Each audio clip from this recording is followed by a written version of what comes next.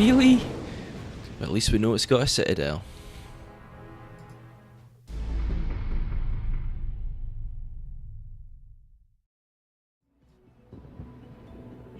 Welcome back, Captains, and today we're looking at, no, it's not the Kutuzov, it is the Irian, the Pan-Asian T-rate premium cruiser that looks very much, and basically is, a Kutuzov with a few different tweaks. Okay, so where the Kutuzov has a smoke, this does not.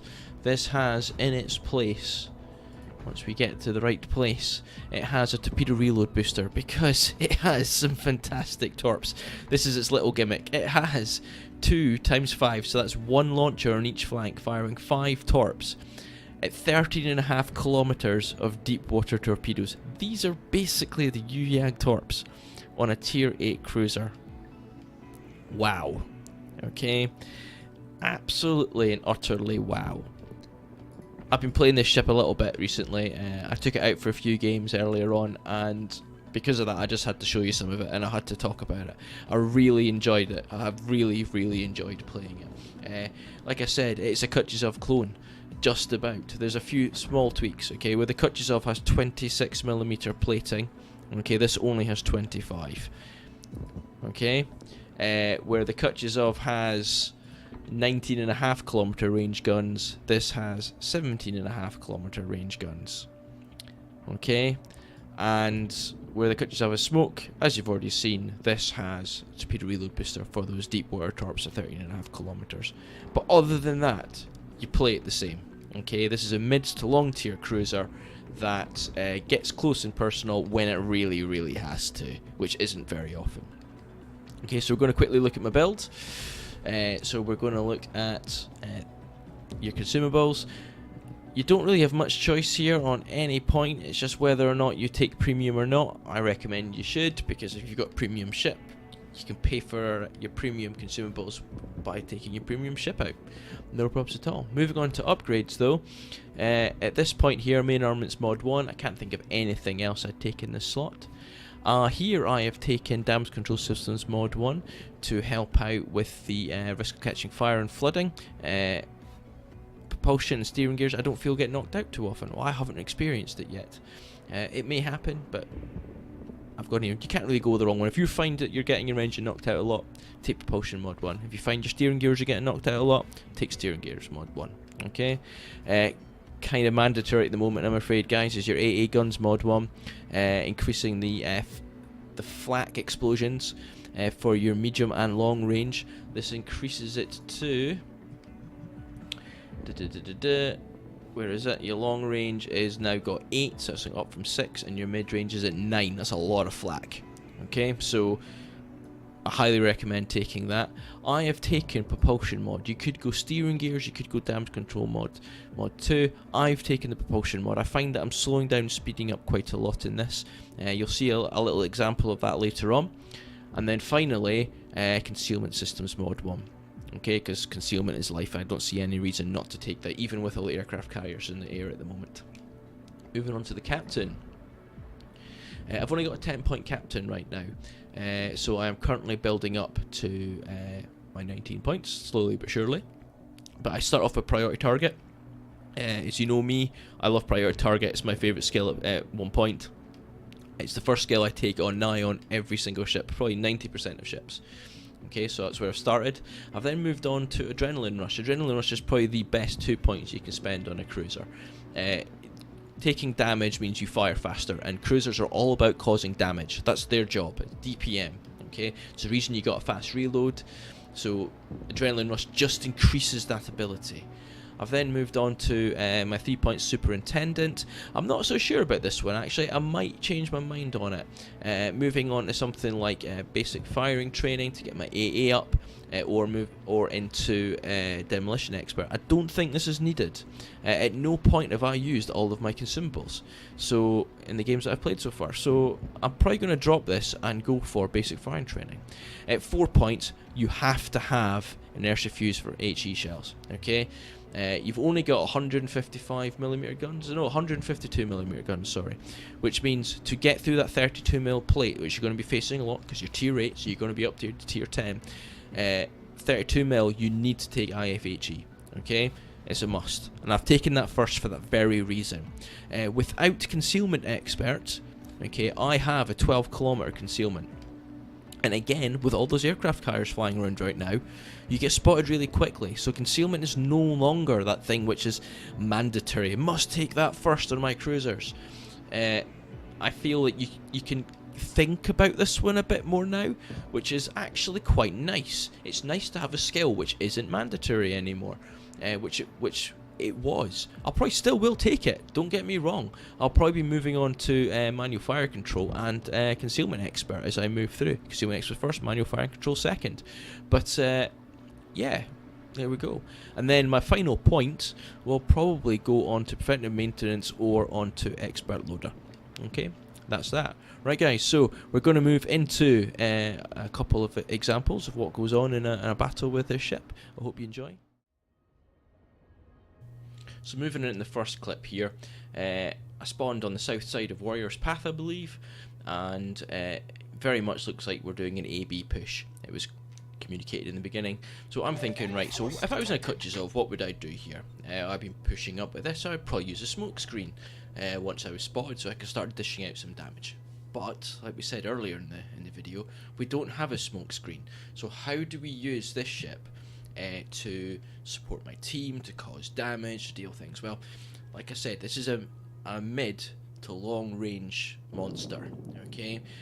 It might have 152mm guns, but those guns hit hard when you're hitting the right spots on enemy ships. So I'm seeing a couple of battleships here, Dagrosa and Musashi, pushing in. They're well outside my torp range, but they're in gun range. So I'm going to fire off my my guns, start doing some shots. My torps are already loading. I can see that the Dagrosa is pushing in. So I'm going, I'll give it a go. I'll fire those torps off and I'll see what happens. Okay, so what do I want to do now? What I'd normally do in a kiting cruiser is I'd just start sailing away. I would keep distance between me and the enemy. But actually, I'm going to slow down here. I want to slow down. You can see my speed slowly but surely decreasing. I'm only being targeted by one. I feel quite safe. There's some torpedoes coming in there from an Asashio. They don't hurt me. They're deep water torps, which don't hurt cruisers. So I'm going to slow down at this point. I've got this island to my left here, just off screen, to the starboard of my ship, that I can sneak in behind if I really need to. But I'll slow down, and I'm waiting. I'm waiting for that Dagrosa to show up. There he is. Like, let's get fire going again. I'm already up to 23,000 damage in this game. I've tanked 100,000. I haven't taken any damage yet, and I'm just firing. And those torps that I fired 13-14 kilometers ago, just watch this. He keeps pushing into them. He doesn't see them. That 800 meter detection on them. Just nobody expects torps from this ship. You know it's there, but they just keep pushing. They just it's great. Now moving further on in this game, there's a Mayhan pushing here, but this isn't about a fight against a Mayhan. Although when you see me finally get hit on this, it's Musashi aiming at me. It's the first damage I take. Okay, there's a little nick on him. Take his engine out. I got a slightly better aim because I understand where I was supposed to be aiming now. I look back and 4,500 damage. Excellent. The guns on this are just great. Right, okay, so the Gascoigne is pushing me. Now, I checked my torps here to see how fast he was moving. Again, what's great about having torps on the ship is you can check the speed and direction of enemy ship's movements. I was thinking, oh, he's a bit too far away. I shouldn't fire my torps. I should have learnt from the previous example there. I should have been firing my torps at this Gascoigne, because by the time he gets close enough, he's going to be in range of my torps. My torps will reach him at the same time as they're running out, which would be a really useful thing to do. So I'm still detected. I'm firing on him. I know I'm not targeted. The beauty of priority target here is that up in the top there where it says detected, there's no number telling me anybody's actually aiming at me, so I know I can turn around and push into him without any worry of anybody really taking a shot at me and causing lots of damage. So I'm going to move in, get a bit closer. There's an island just in front of me. You can see it there, directly in front of me. I'm going to try and move that between myself and the Gascoigne, just so even if he does think about shooting me, you'll no longer have line of sight. So let's keep pushing. It's a great fire starter as well, this. And just look at the penetrations. The IFHE is really helping. There's 4 pens on that one. So you need to make sure you're hitting his deck. You're not hitting the side. There's another 4 pens, 3 shatters. I'm hitting his turrets there.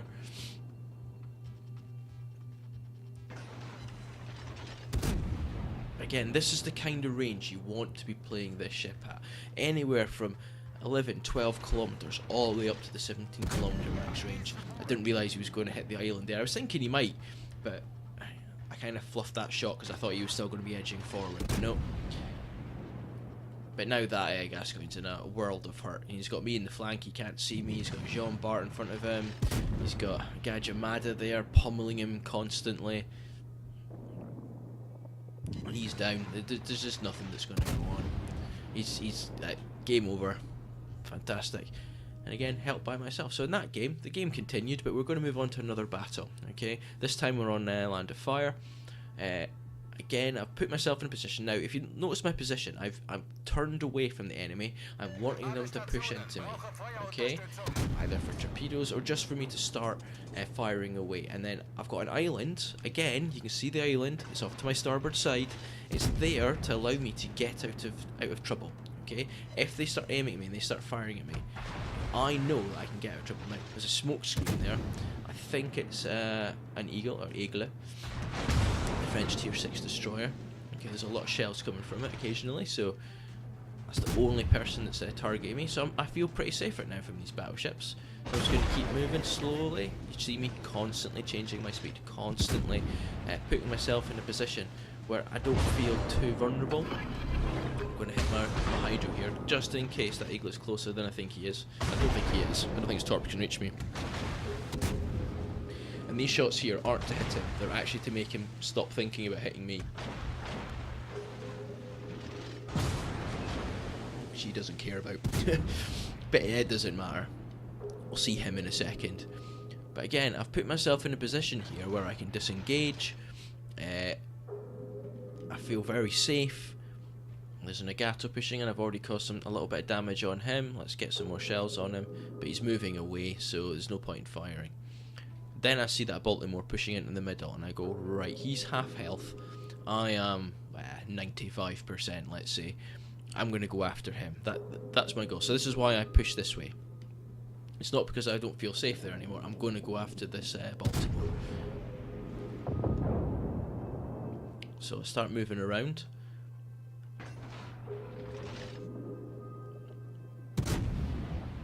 Firing off at him constantly, and then the Eagle appears. Now look at his direction of movement.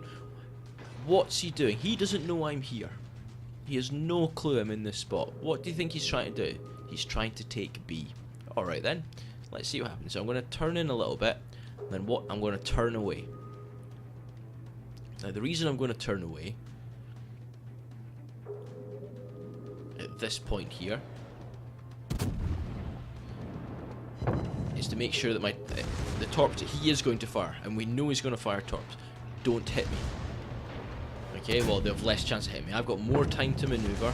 My Hydro's just run out. We know he doesn't have a smoke screen because it's just finished being used because he was using it to fire us earlier. But he does have torpedoes, I expect. So I need to make sure that they're not coming my way, and if they are, I'm in the best position to dodge them. Turning into him gives me less time to dodge. Turning away gives me more time. So that didn't take very many salvos to finish him off. There's those torpedoes. I slam the anchors on and I turn away hard to make sure this one torp doesn't hit me. I'm going to let the fire keep burning. Reason being is just in case a torp hit me, I didn't want to take that fire. Later on in the battle, okay, we move forward. There's that Baltimore. I still haven't killed him yet. I was expecting him to come around the island there after me, but no, he's done the right thing. He's turned away. My AP's not going to work, so I've got to get back to HE, which I do quickly. The reload on this ship is great. I am now spotted to something across at D. Okay, that's okay. I'm not spotted anymore. Fantastic. Right, I'm now in a great position behind this island. And again, this is where this ship excels. I don't need a smoke screen to dish out the damage. I can use islands like this. I can make sure that there's always something that's in the way. Or an island close by, allow me to disengage. So I'm slowing down. I'm going to keep firing on this Bismarck. I keep looking around. The reason I keep looking to my left there is I want to see what I can see through the gap that's just next to the D cap there, or the B cap. Okay, that cap to my left. I want to make sure that there's nothing 100% spotting me. I'm going to fire these torps. I'm not expecting them to hit, but I might as well. I've got them, so I might as well use them. Let's get some damage going. Again, I'll keep referring to this thing as a Kutuzov, because it is a Kutuzov without a smoke screen. If I was in the same positions, if I put myself in the same place, I'd be thinking about using my smoke screen at some point. But this ship forces you to think otherwise. Like, okay, the Leander spotted me there, right, what am I going to do? Well, I've only got one ship targeting me. I don't know what ship that is. Okay, I'm just going to...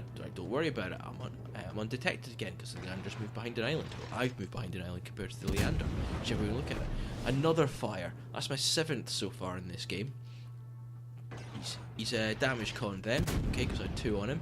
I'm going to keep throwing those shells out. 17.5 kilometer range. That's great for such a small caliber gun. He's been spotted again. The Leander's moved at another spot. He's been pushed back by the Bismarck. And there we go. Another fire on him. I'm going to leave that to him. Leave him a burn. Right, I'm going to move over to the Leander now. Try and deal with this guy. He's trying to cap out. Our Bismarck is looking a little bit overrun here, so I'm going to go and give him a hand. I've hit my hydro. Okay, I don't think the Leander's torps will reach, but there's no harm in having it on. There's nothing else around that's going to torp me. All the destroyers are dead, so we're pretty safe. And that fire's still burning on the Nagato.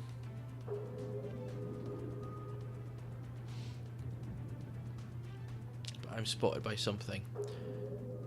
Not sure what it is, but that's fine. Reset the Leander just by taking some blind shots on his last known location. And now I'm taking on a Bismarck. Okay, now this isn't a good idea. I'm quite lucky in this fight. He overmatches my armor. So I've got to make sure that I angle, hoping that he hits my citadel plating. Or he misses me. And I'm just going to start pummeling him with the HE of this ship, which is just fantastic. I love it. Again, this would be a great place to smoke up here, but you only get a maximum of 3 smokes in a Kutuzov, so you've got to learn how to do this as well in that ship anyway. And since you can't get the Kutuzov anymore unless you're super lucky, then this is a great replacement for it. As is, I have to say, the Chapayev, because the Chapayev does this exactly the same. It just doesn't have those 13.5 kilometers. What it does have is a radar. So you can choose double fire there on the Bismarck. That is his death sentence. It's quite lucky as well, I have to admit. But there we go. There's my 2nd kill. Use my AA help out there. It is pretty potent as you see the damage rack up. Top right. Shoot down the odd plane. You might tell I'm a bit of a fan of this ship. I've really enjoyed using it, and I think I'll be using it a lot more in the future. Especially to try and get my captain up to 19 points. I think it'll be a great choice to have in any game. Right, there's the Leander. He's capping again. I'm going to do a little bit of a sneak here. Okay, I'm going to go around the island. I made it look like I was heading north, so that's why he, it makes it look like I'm going to come through that gap up front. But no, hard right turn. Come round the corner. He's smoking up, hoping that he's safe, but I think the Bismarck has got him hydroed, or the Chapayev's got him radared. And I'm afraid to say that's good night. He never had a chance. But there we go, guys. That is the Irian. Fantastic ship. I absolutely love it. I highly recommend it. And if you liked the video, please don't hesitate to hit the like button below and hit that subscribe button as well. I'll catch you all soon.